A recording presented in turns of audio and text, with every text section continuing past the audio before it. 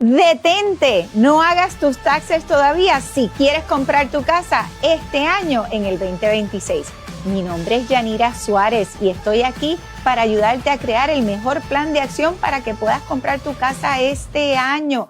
¿Sabías que si tú eres empleado propio o dueño de negocio, es importante que tus taxes declaren el mayor income posible neto de los años anteriores? Porque ahí es que el banco va a determinar para cuánto usted puede tener poder de compra.